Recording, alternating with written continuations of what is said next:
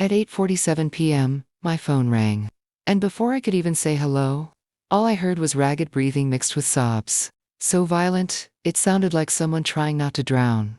There were no words at first, just fear, panic, and disbelief pouring through the speaker. 8 hours later, my sister-in-law would be asleep on our couch with blistered feet. No money, no documents, and no family. 8 years later, her parents would be standing in front of a house they were being forced to sell, finally realizing that the night they threw her away had cost them everything. If you've ever wondered whether karma actually exists, not the motivational quote kind, but the slow, quiet, unavoidable kind, stay with me. Because this story doesn't explode right away. It waits, it watches, and when it strikes, it leaves nothing standing.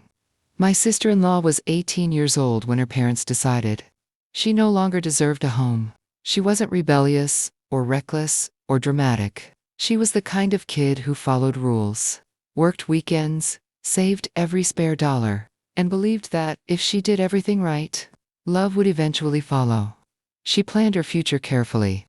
College applications organized. Shifts at her part-time job never missed. Money quietly saved over years because she didn't like asking for help. That night, she sat at the dinner table with shaking hands, wrapped around a glass of water, and told her parents the truth she'd been carrying for years. She told them she was a trans woman. She told them she was still the same person. She told them she didn't want to lie anymore. Her mother didn't cry. Her father didn't shout. He stood up slowly, pointed toward the door, and said, "Get out." No discussion. No hesitation. No questions. Just an order, delivered with the same tone someone might use to take out the trash. Her mother went upstairs and began stuffing her clothes into trash bags, while her father walked to the hook by the door, grabbed the car keys, and slid them into his pocket. That car, the one she used to get to work, the one she thought was hers, was suddenly not hers anymore. When she froze, still trying to understand what was happening, her father looked at her and said if she was still there in 5 minutes, he'd call the police. It was 8 o'clock at night. They didn't give her money. They didn't give her documents. They didn't even give her shoes she could walk in comfortably. She walked out barefoot, crying, carrying nothing but a phone that was slowly losing battery. Our house was 8 miles away. 8 miles doesn't sound long until you're walking it in the dark, sobbing so hard you can barely breathe, replaying every word you just said, wondering how honesty turned you into someone disposable. By the time she reached our place, her feet were bleeding through cheap flats. Her face was swollen from crying. And the first thing she said wasn't "help me," it was "I'm sorry." She kept apologizing, promising she wouldn't be a burden, swearing she'd leave as soon as she figured something out. My husband held her while she cried herself to sleep, sitting upright on the couch, terrified of taking up too much space. And in that moment, something inside me shifted permanently. Not anger that burns fast, but anger that settles in and waits. What her parents did that night was horrific, but it wasn't the worst part. The worst part was that they doubled down. They refused to hand over her documents, forcing her brother to physically go to their house and barge in just to retrieve her ID and paperwork.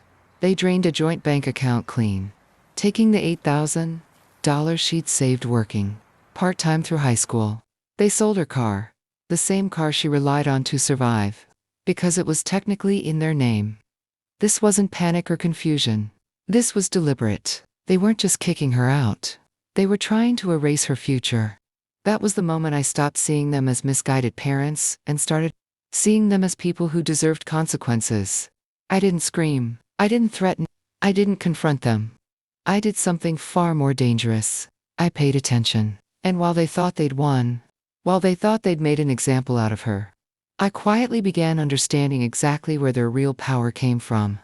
They had no idea that the house they were so proud of, the business they bragged about, and the life they protected so viciously were already standing on borrowed ground. The days after that night were worse than the night itself, because shock fades and reality sets in. Once the crying slowed and the adrenaline wore off, what was left was the quiet terror of survival. My sister-in-law woke up every morning, disoriented, like she was still expecting to hear her mother moving around the kitchen, or her father clearing his throat in the hallway. Instead, She woke up on our couch, clutching her phone like it was the only proof she still existed. She barely ate. She kept asking if she could help clean, help cook, help pay rent. Even though she had no money and no job anymore, the guilt her parents had drilled into her ran deep. And it showed in the way she flinched every time her phone buzzed, hoping for an apology that never came. Instead of remorse, her parents chose cruelty. They stopped answering her calls completely. When she tried messaging them politely, asking for her documents so she could apply for college and work, her mother replied once, just once, with a single sentence that made my stomach turn. "If you wanted those things, you shouldn't have embarrassed this family." That was it. No explanation, no concern, just punishment.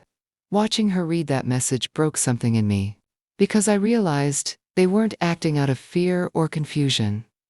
They were acting out of control. They wanted her to suffer enough to crawl back and beg to be someone she wasn't. When her brother finally went over to their house to retrieve her documents, it wasn't a calm visit. He told us later that he'd never seen their father so cold. He blocked the doorway like a guard, demanded to know why his son was taking sides, and only backed down when threatened with the police. Even then, they didn't give everything. Some documents were lost. Others were misplaced. And then we found out about the bank account. $8,000. Every cent she'd saved from years of working weekends and holidays. Gone overnight. Drained without warning, without explanation. When she confronted them, her father told her that money was family money, and she had forfeited her right to it. The car followed soon after. Sold no compensation. Just another door slammed shut. This wasn't discipline. This wasn't misguided parenting. This was a systematic attempt to strip a young woman of every tool she needed to stand on her own. And the part that made it truly vile was how casual they were about it. They slept in their beds. They ate dinner together. They went about their routines knowing their daughter was starting from zero, and they felt justified. My husband tried to talk to them once, just once, hoping there was some humanity left to appeal to. He came back pale, shaking his head, and said, "They don't think they did anything wrong." That sentence stuck with me. Because people who don't think they're wrong are capable of unbelievable harm. While all of this was happening, I was watching. Not just emotionally, but practically. I watched how my father-in-law talked about money, about control, about leverage. He loved feeling important. He loved telling people how his small business was doing very well, how he had solid accounts, reliable income, and long-term partners who trusted him. One of those partners happened to be my employer, a family-run company that valued loyalty, relationships, and stability above everything else. I'd helped my father-in-law land that contract years earlier. I vouched for him. I put my own reputation on the line. And in return, he treated my sister-in-law like disposable trash. I didn't make a plan right away. This wasn't some movie moment where I clenched my fists and swore revenge. It was slower than that. Colder. I went to work every day, carrying the image of her bleeding feet in my head. I listened to my father-in-law brag about upcoming renovations, about how the house was finally going to look the way he wanted, about how once the work starts, there's no turning back. I watched him assume the world was stable, because it always had been, and I learned something important during that time. His business wasn't invincible. It was comfortable. And comfort breeds carelessness.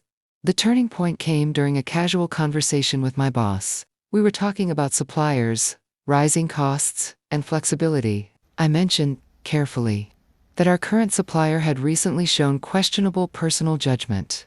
My boss asked what I meant, and I told him the truth. Not emotionally, not dramatically, just facts. He listened quietly and then said something that changed everything.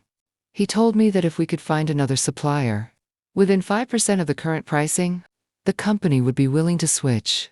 No obligation, no penalty, no drama, just business. What my father-in-law didn't realize was that the contract he relied on so heavily had no clause, no guarantees, no safety net. He'd assumed loyalty would protect him forever. That night, I went home and sat at the kitchen table, long after everyone else had gone to sleep. I stared at nothing, and felt the weight of what I could do, pressing against my chest. This wasn't about shouting or confrontation. This wasn't about humiliating them publicly. This was about balance. About consequences matching cruelty. They had taken everything from a vulnerable teenager because they thought they could. And now, I knew exactly where their power lived. I didn't smile. I didn't feel excited. I felt calm. And that scared me more than anger ever could. I started searching for a new supplier. The next day, quietly, methodically. It wasn't easy. It wasn't part of my job, and it took months of extra hours. Phone calls, rejections, and frustration. Some nights I came home exhausted, wondering if it was even worth it. But every time I felt like giving up, I'd see my sister-in-law filling out job applications, stumbling over forms because she still didn't have all her documents. Apologizing for needing help she never should have needed in the first place. And I kept going, because patience, I learned, is just anger that learned how to wait. Finding a replacement supplier took 6 months. And every single one of those months tested my patience in ways I didn't know were possible. This wasn't my actual responsibility. And no one was pressuring me except my own sense of unfinished business.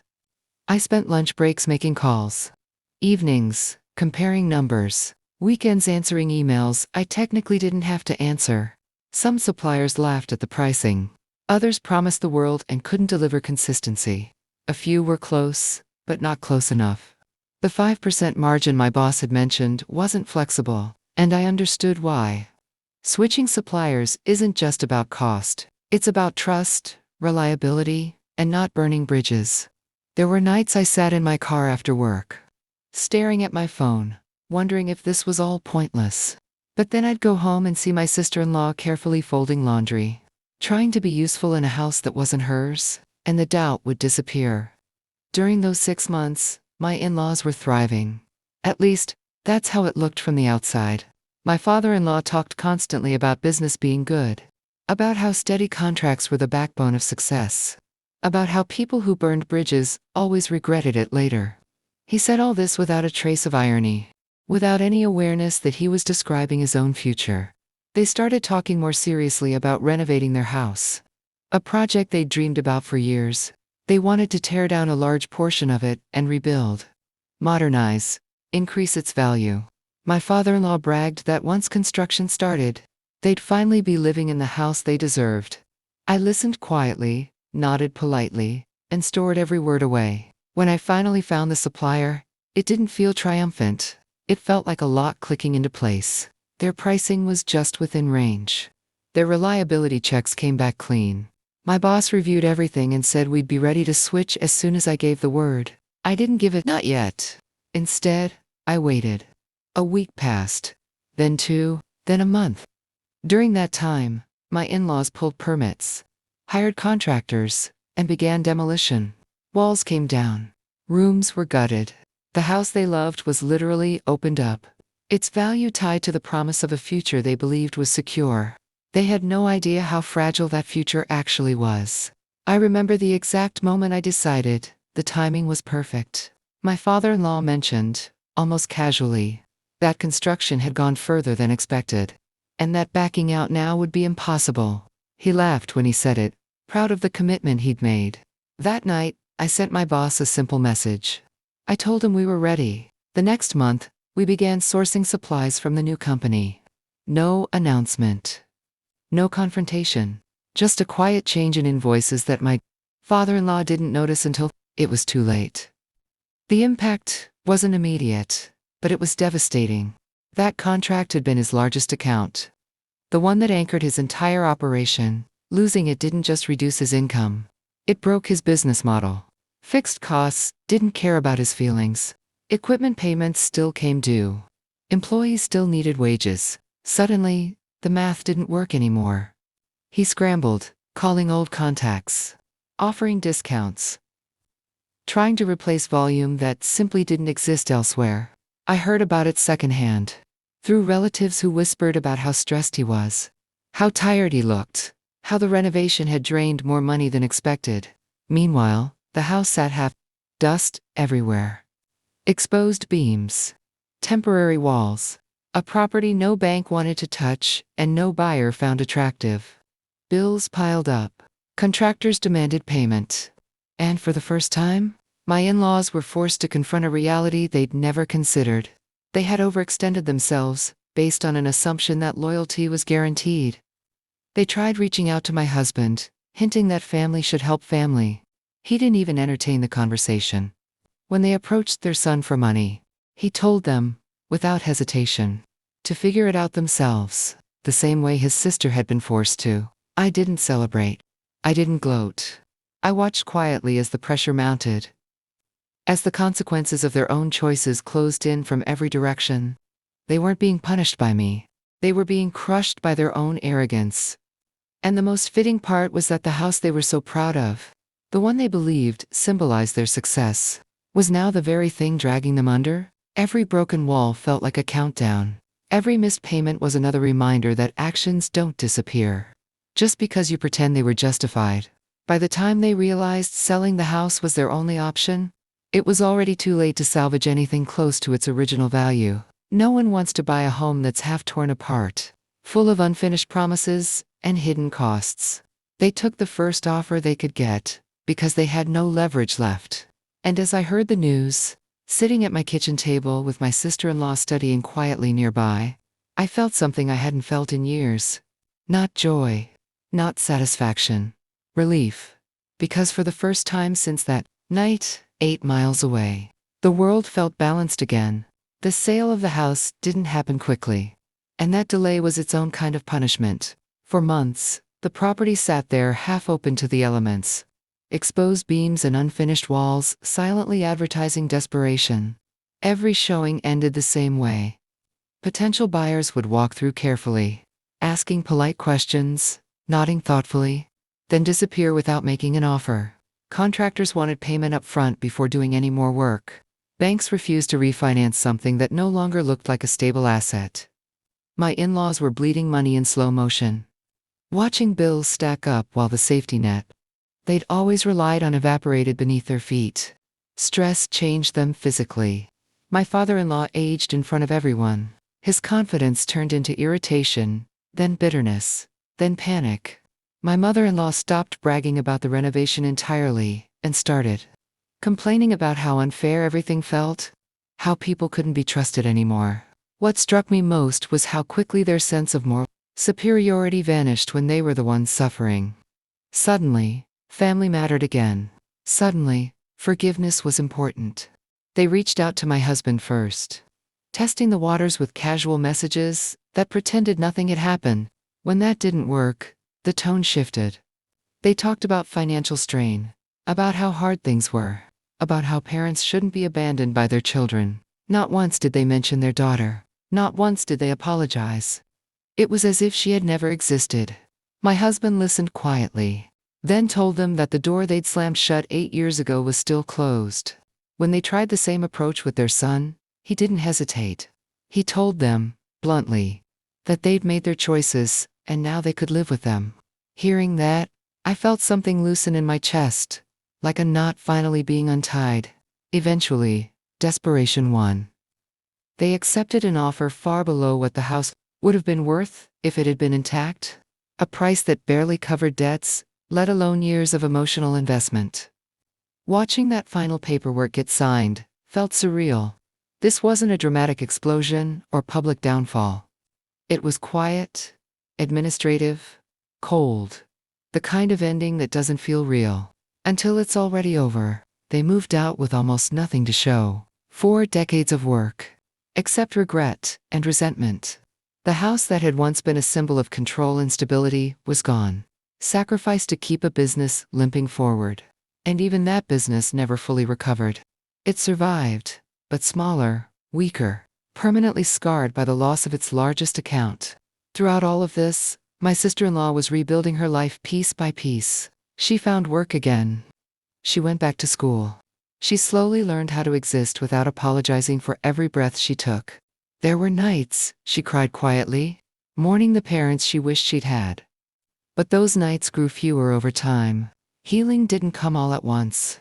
It came in small victories. A paycheck. A passed exam. A smile that reached her eyes again, watching her grow stronger while her parents unraveled, was the most powerful contrast I've ever witnessed. It reinforced something I'd come to believe deeply. Cruelty might feel powerful in the moment, but it rots from the inside. The strangest part was how my in-laws talked about what happened afterward. They never connected the dots. In their version of events, they were victims of bad luck, disloyal partners, and ungrateful children. They complained about how the world had turned against them, how they'd been unfairly treated, how nothing made sense anymore. And maybe that was their real punishment, not just losing the house, but never understanding why. Never realizing that the night they threw a terrified teenager into the dark had set everything in motion. Never grasping that actions don't exist in isolation.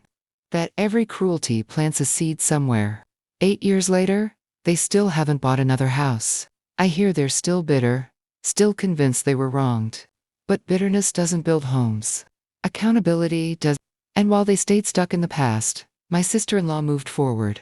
She built a life rooted in honesty, surrounded by people who chose her every day.